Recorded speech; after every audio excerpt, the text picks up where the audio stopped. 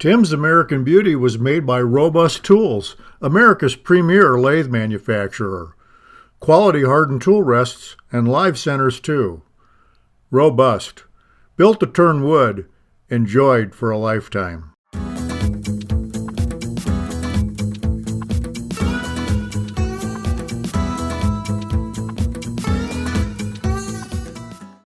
Thompson lathe tools, made by a woodturner, for woodturners.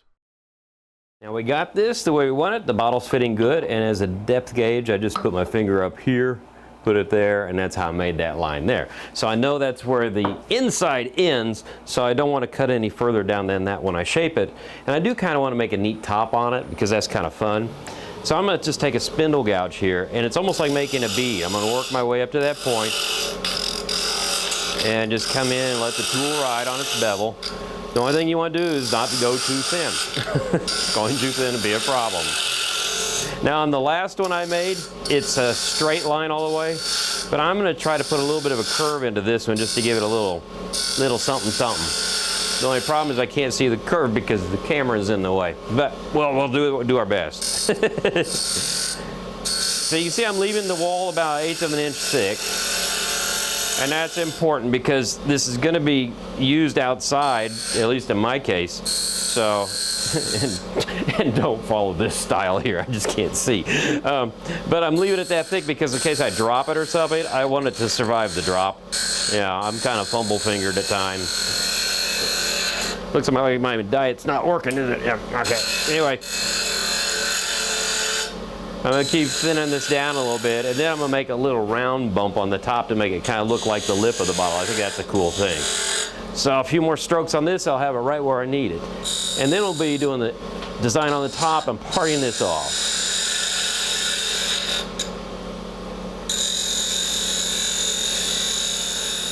Now what I've done is I've parted down with my parting tool to see where my lid's going to be, or the lip.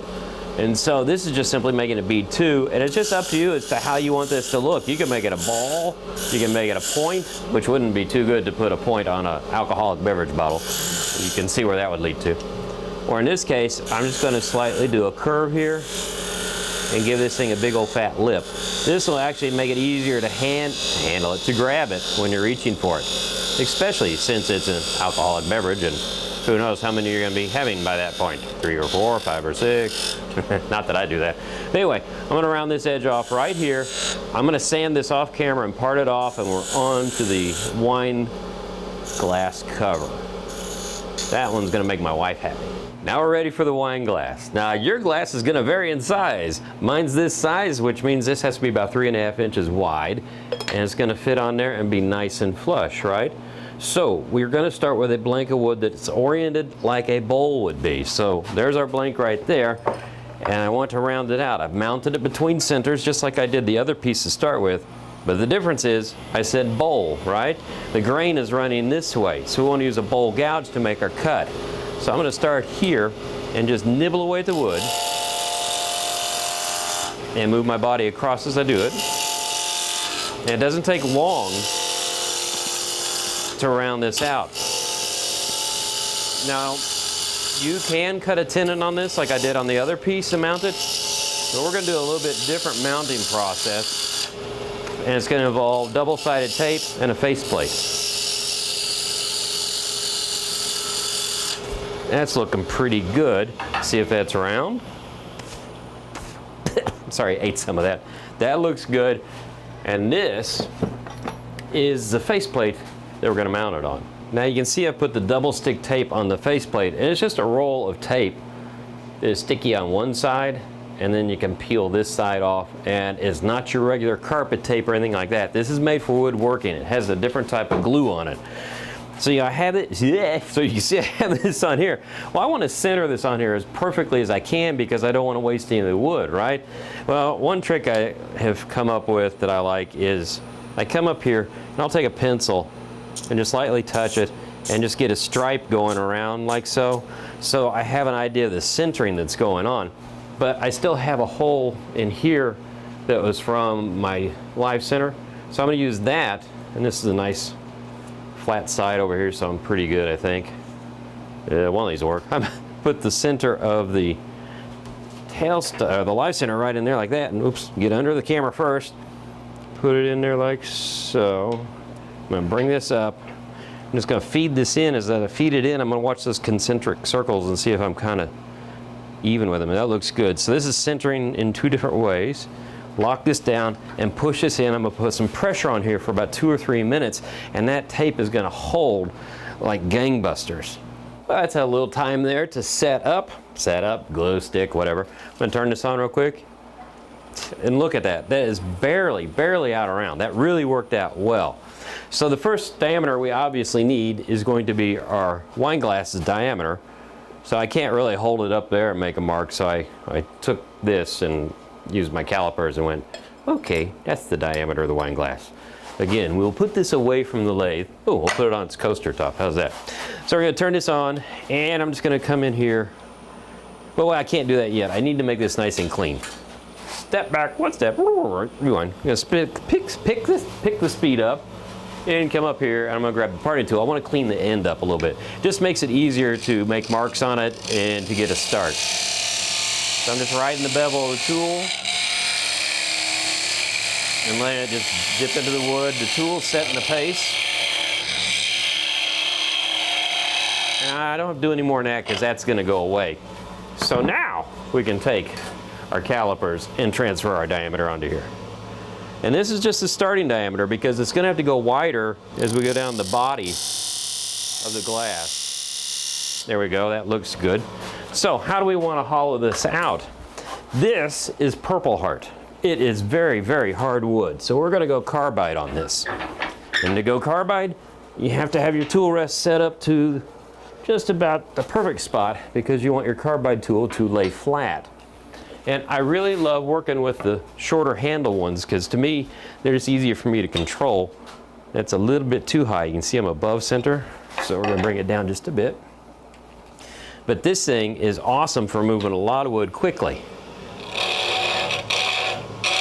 And remember, you are holding this on with glue or with double stick tape. You don't want to be crazy aggressive with it. But you can see, very little pressure. I'm moving a lot of wood fast. One thing you're going to notice though, that in Purple Heart, it generally takes scrapers really well, except when it hits the end grain, and that'll be kind of torn out. So we're going to take really light passes once we get our shape and depth established for the glass. So I'm working my way up to this. I don't have to worry about being too precise because like I said, we're going to have to widen it out here in a minute, and this diameter here is going to be the one that's all the way inside.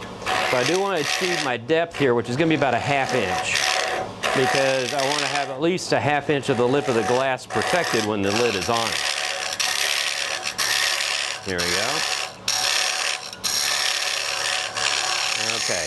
Now I can guarantee you we're right on the edge, right for the diameter of the lip. It's gonna part out, so let's just go ahead now and start making it wider. And I'm coming in now with my square tipped cutter, and I'm just gonna come in at an angle and start chiseling away like this. And I'm gonna bring the tool in to establish the bottom. Because I know I've got to go about like that.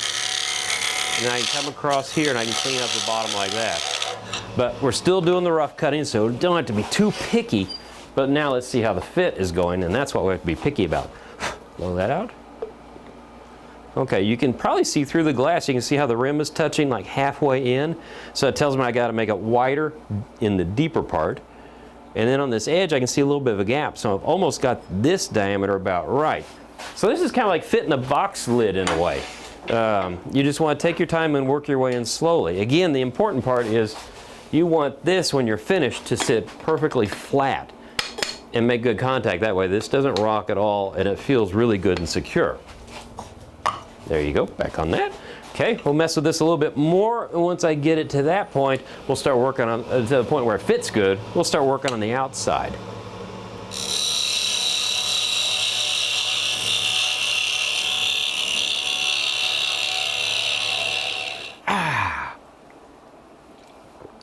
No shavings, I love it. Now, I whittled on it a bit more, and this is the fit that we want.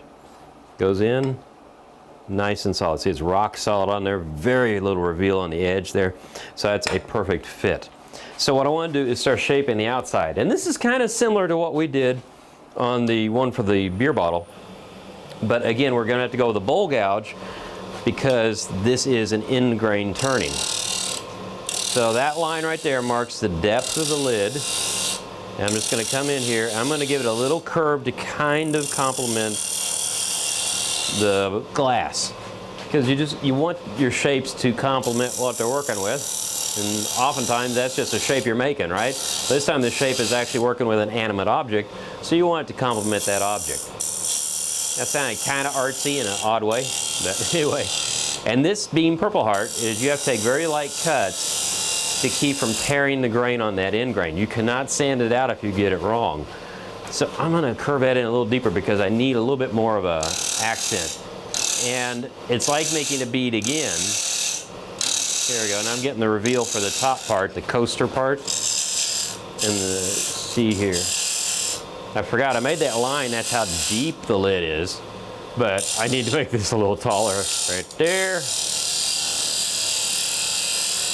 Okay, now I'm getting the curve I want. So what I'm going to do here is I'm not going to bore you with it. I'm going to get this delineated a little bit more and sand it. And then I'll show you how we're going to hold this to turn the top part. Now we've got this the way we want it.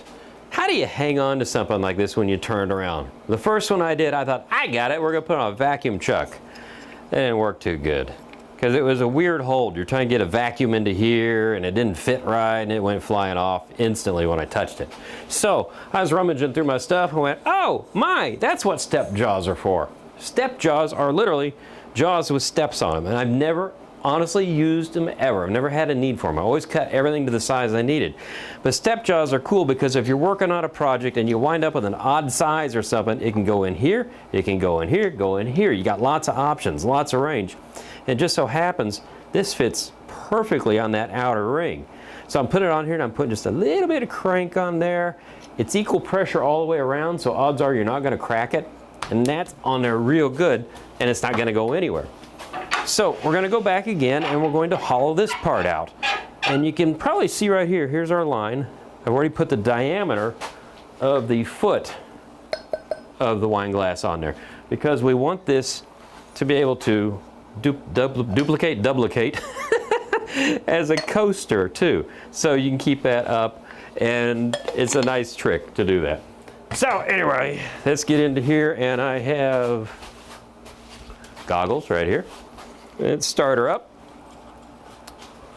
And so we're going to use the round tip gouge or easy wood tool again, and just come in here like so and start whittling away the wood, just staying well aware of the fact that where this delineation is, where the I don't know, my little edge I've got in there, that is where the inside of the bottom of the topper is, or the cap is. So in other words, I don't want to go too deep.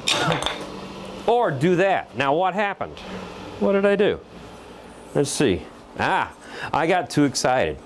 I wasn't paying attention. I went in too deep and popped it there.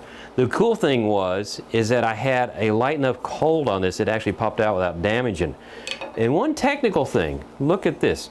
See this angle going out here? That's the right angle. I got kind of dumb. See that curve there?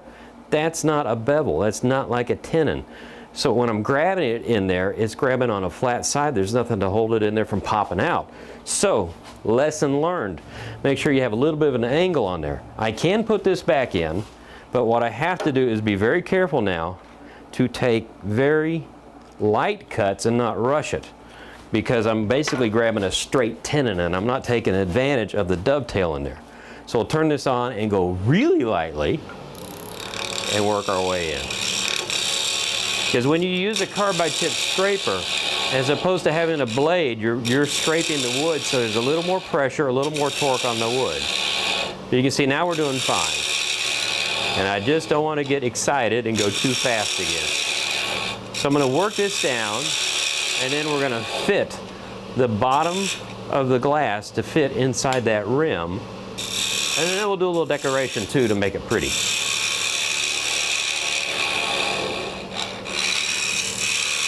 So I got this fitted the way I wanted it. I've even sanded it, but I want to put a little more touch on there, and I'm going to use Easy Wood's point tool. This is really cool for doing design work.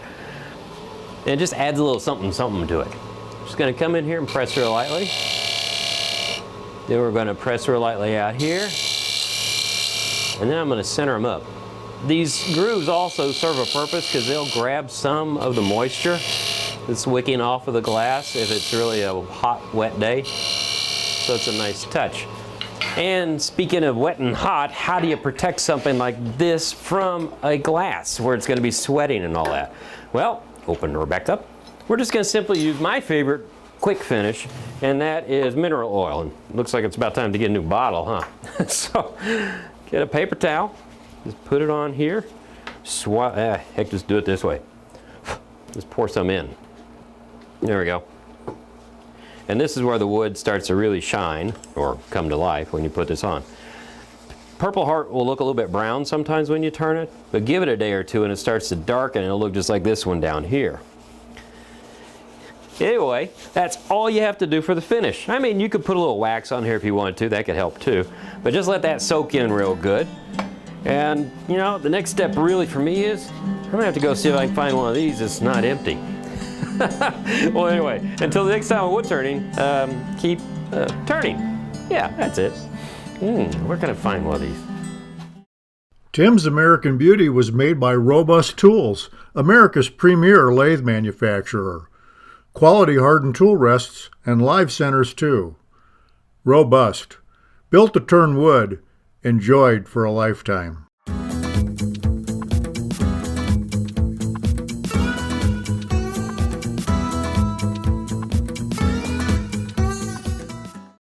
Thompson Lathe Tools, made by a woodturner, for woodturners.